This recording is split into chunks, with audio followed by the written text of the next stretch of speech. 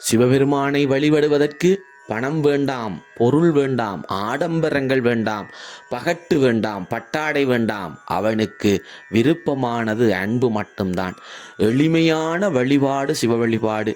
எளிமையாக வழிபடக்கூடியவன், எவரிடத்திலே எளிமையான மனம் இருக்கிறதோ அவரிடத்திலே வந்து சிம்மாசனம் போட்டு அமர்ந்திருப்பவன் எம்பெருமான்.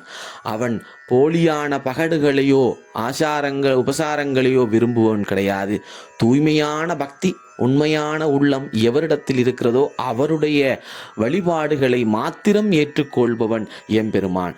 அவனை வேடங்களால் மகிழ்ச்சிப்படுத்த முடியாது, அவனை பணம் பொருள்களாலே திருப்திப்படுத்த முடியாது.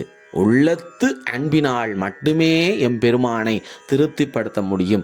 அவரிடத்தில் மாத்திரம்தான் எம்பெருமான் வந்து குடியிருப்பார்.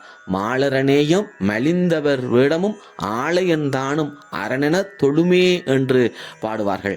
அந்த வகையில் எவர் உள்ளத்திலே தூய்மையான பக்தியை கொண்டு சிவ சிந்தனையோடு தன்னுடைய காரியங்களை ஈடுபடுகிறாரோ அப்படிப்பட்ட தூய்மையான உள்ளம் படைத்தவர்களிடமே எம்பெருமான் வந்து குடியொள்வார். அவரே சிவமாக காட்சி தருவார். அவரை நாங்கள் அனுதினம் தியானித்துக் கொள்ளுவோம். இடையராது சிவசிவா என்று சொல்லிக் கொள்ளுவோம். நமச்சிவாயம் என்கின்ற பஞ்சாட்சரத்தை உரைப்போம். நமச்சிவாயம்.